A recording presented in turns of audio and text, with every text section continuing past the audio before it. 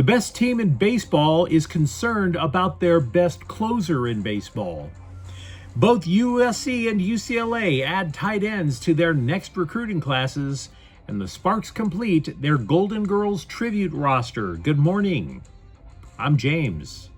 And this is your daily dose of sports and snark for the greatest sports city in the world, Los Angeles. This is the faithful Angelenos Morning Report. It is April 13th, 2026. We have a ton to discuss this morning, an absolute ton. So if you like being in the know about LA sports, click the like button. Click the subscribe button. There's a notification bell. Hit that. It'll let you know when we drop an update. Sharing is caring. Let people know we exist. By all means, comment. Now, before we go through the news and notes, we have a look at the scoreboard. Texas 5, Dodgers 2. Oh well, they win another series. Shohei Ohtani homered for the NL West leaders. Lakers 131, Utah 107. DeAndre Ayton scored 22 points with 10 rebounds. The Lakers are going to play Houston in the first round of the playoffs, and LA has home court advantage. Clippers 115, Golden State 110. Kawhi Leonard did not play, but Benedict Mathurin scored 20. The teams are going to meet in a couple of days. Wednesday in LA, it's the play-in tournament. The loser of that game goes home. And a side note, we're going to break down the matchups for both Golden State and the Clippers and the Lakers and Houston maybe tomorrow. The reason I don't want to do it now, one, we got a ton to discuss, and two, I don't want to speak about it until I actually have a chance to think about it. We don't even know who's going to be able to go or who's injured. So let's be accurate instead of first.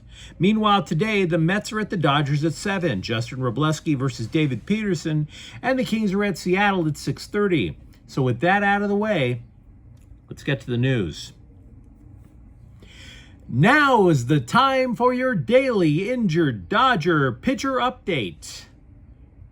Only thing is, we don't know for sure if Edwin Diaz is actually injured. The top free agent relief acquisition, the supposed one-man cure for the last year of bullpen dyspepsia, blew his first save of the season in the series opener against Texas, and then he wasn't used again Saturday. Okay, maybe the dude needed a day off. Only Dave Roberts was asked about it after the game and said that Diaz actually claims to feel fine. Quote, "We'll see how he feels tomorrow. I'm not sure what we are going to do tomorrow," unquote. Which makes it 2 days. Moreover, Diaz's velocity has dipped from a career average of 97.7 to 95.5. And Roberts admitted that losing those 2 miles per hour on your fastball is, quote, "pretty significant," unquote. Now, for his part, Diaz said, quote, "As soon as the season starts going, I start feeling better and better.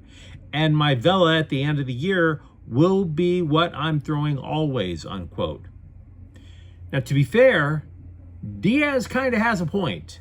There is such a thing as dead arm that pitchers experience toward the end of spring training. It can carry into the season. But you also have to take into account Mark Pryor is the Jean-Claude Van Damme of pitching coaches, snapping one elbow after another. The entire season is blood sport on repeat. And by the way, yeah, the velocity is dipped, but the numbers haven't, the other numbers haven't been good either. Yeah, he's had 4 saves and 5 chances, but his ERA is 6. And he allows 1.67 base runners per inning. Not even remotely good. Now, if Diaz does need a trip on the injured list, the Dodgers would then have to choose from another formerly untouchable closer in Tanner Scott, or maybe they go with Alex Vesia. So if you're a Dodger fan, let me know what you think. I think we can all agree that the way Nico Iamaleava landed at UCLA football last year was kind of sketch. Can we just be honest about that part? I also think, though, that most of us should agree that if it was sketch, he paid the price for it last year. That dude had less talent around him than a reunion tour of Limp Bizkit and Nickelback and Milli Vanilli. And yes, I am talking about bringing one of the dudes in Milli Vanilli back to life for that reunion tour. But I digress. I Am Aliva got the hell kicked out of him. And yet he stayed loyal to Westwood. The quarterback told the Scribes after a spring practice that it was a no-brainer to stay with UCLA after meeting with new coach Bob Chesney. Moreover, the offense will at least look functional compared to last year, because according to I Am Aliva, quote, the run game has been great. I think we have one of the top running back rooms in the nation, unquote. Now, much like USC's spring football practice, I don't want to get hung up on individual player battles. I don't want to make wild predictions. It's spring ball. Everybody's trying to figure out everything else. Nobody knows what they have yet. And by the way, in that process, everybody is going to happy talk each other. So for me, I'd rather notice trends. If you are trying to lay a foundation for a team concept, if Chesney looks at the Bruins and says, you know what, we have a quarterback and we want to protect him with a solid running game, that's not a stupid approach. Not at all. Besides, the Bruins will soon have a potentially elite tight end. Zach Ferris of Las Vegas has pledged to come to Westwood. As a junior last season, he caught 38 passes for 541 yards and 7 touchdowns. From what he's been described, he also apparently has the capability to line up as a slot receiver. So I like this move. I've always appreciated the versatility of tight ends. Look at how the Rams performed when they moved from 11 personnel to 13 last year. Moreover, I would argue that the last time UCLA football was truly a threat, Mercedes Lewis was a major weapon. Tight ends matter. Meanwhile, not to be outdone, tight end Jace Cannon of San Mateo High has pledged to come to USC football as part of the recruiting class of 2027. And while he specifically didn't throw shade at UCLA, dude threw shade at UCLA. He had a huge recruiting weekend in Southern California. He visited Heritage Hall one day, then he goes to Westwood the next. USC was amazing, he said.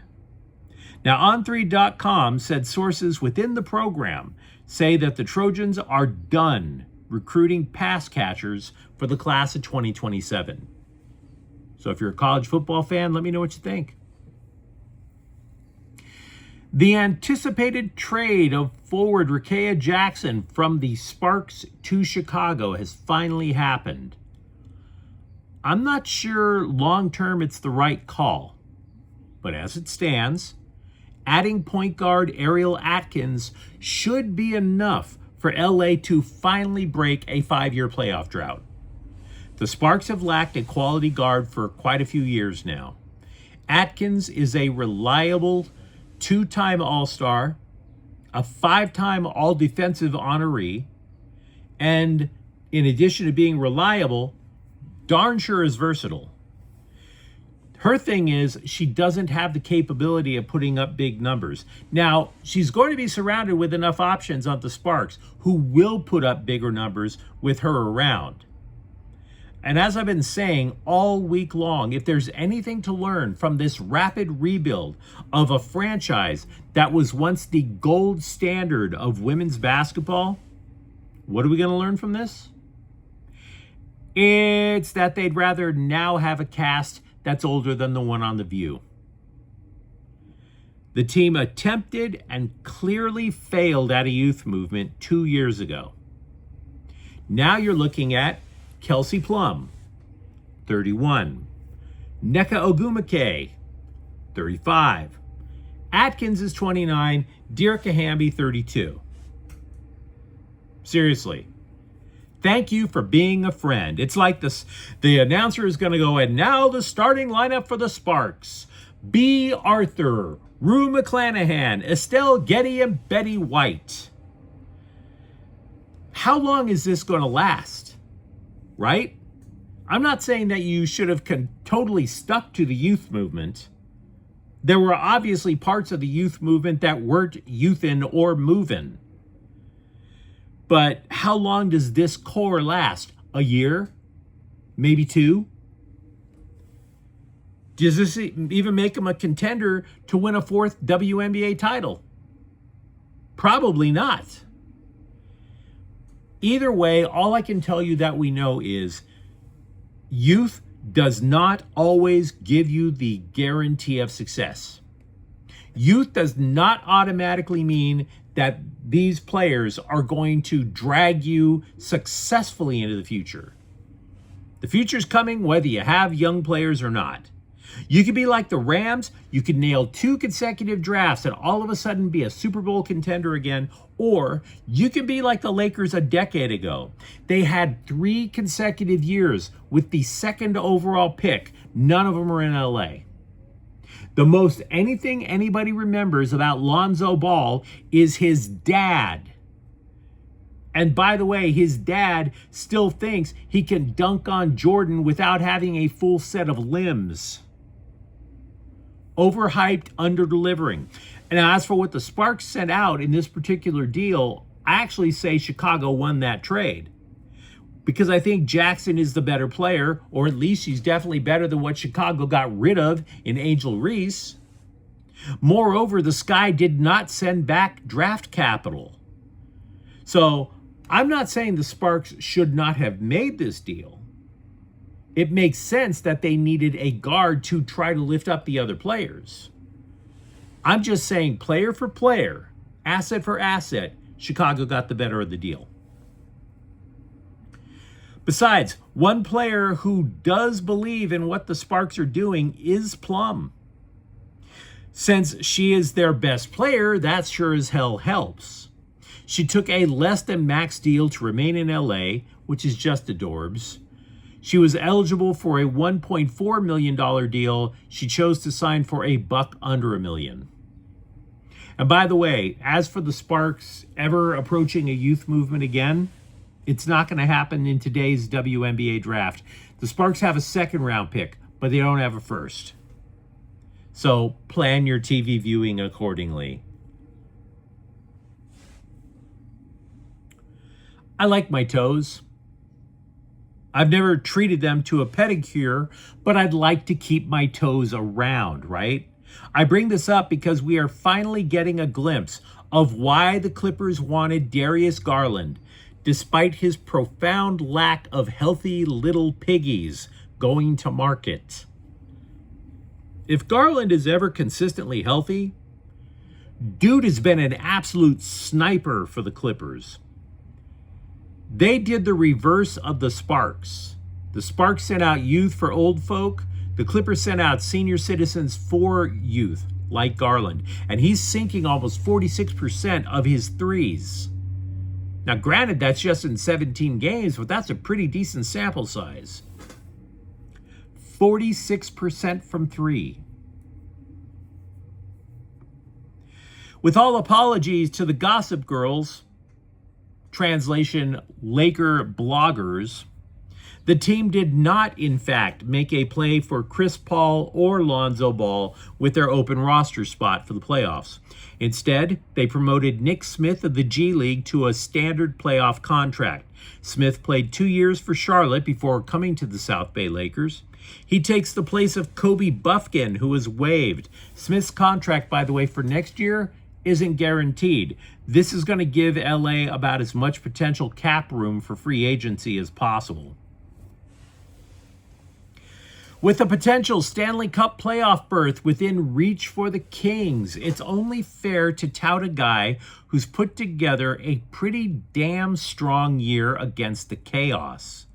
We have taken the Kings to task for a lot of things, but Alex Laferriere.